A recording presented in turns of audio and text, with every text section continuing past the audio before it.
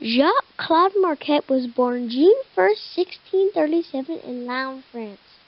His father was Nicholas and his mother was Rose de La Salle. He was the youngest of 6 children. They were a wealthy, leading family in Laon. Rose was deeply religious, and probably why religion interested Jacques. Growing up, he was taught fencing, tennis, horseback riding, and dancing, and liked hiking long distances. He obtained a bachelor's degree from one of France's top schools, a master's from the University of Pointe-de-Mousson.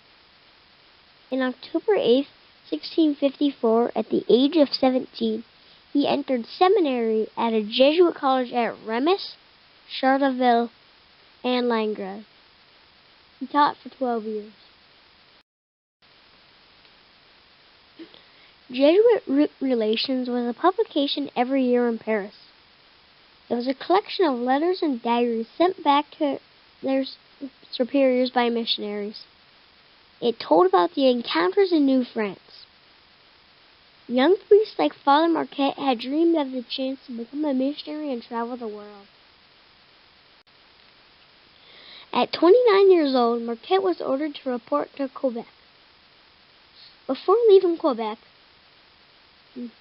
for his missionary duty, he learned to speak 6 Indian dialects.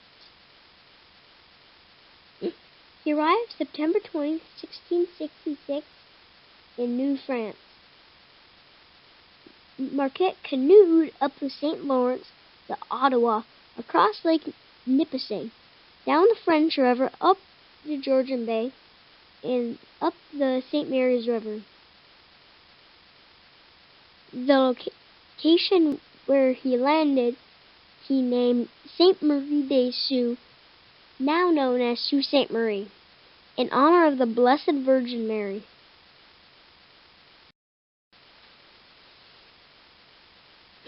In 1668, he was ordered to Sault Ste. Marie.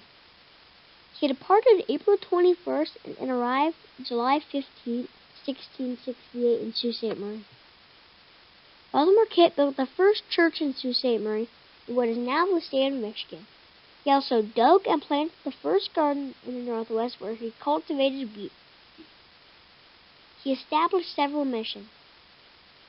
St. Ignace in 1668, which he left in 1673 with Louis Joliet.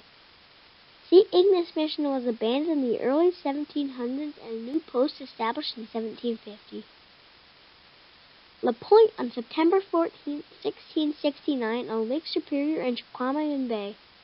He stayed there until 1661 when the mission was abandoned. He didn't want to make the Indians act like Europeans. He wanted them to keep their culture while eliminating the devil. Dancing was loved by the Indians. Because Father Marquette had been taught dance growing up, he could share his traditional dances with the Indians and vice versa. Father Marquette was the first European to describe wild rice. This is important because if he didn't describe it, there would be no wild rice in Europe or possibly no wild rice eaten today because the Indians didn't like it. In 1669, Father Marquette was told about the Mississippi River by an Indian slave and learned the Illinois language from the slave. He saved the slave and the master rewarded Marquette with a slave for saving its life. On June 17, 1669, Father Marquette and Louis Joliet, whom Father Marquette had met at St. Ignace the year before, found the Mississippi River. In the spring of 1673, they began the Mississippi's exploration, under the leadership of Louis Joliet. Their mission was to locate the river, explore it, and attempt to determine where it met the ocean. Marquette went along because he knew some of the Illinois and Algonquin dialect, because Jesuits were anxious to convert the native tribes. Along the way, Joliet lost his journal, which contained notes on their travels and encounters. However, Marquette's journal survived, making him the focus outshining Joliet.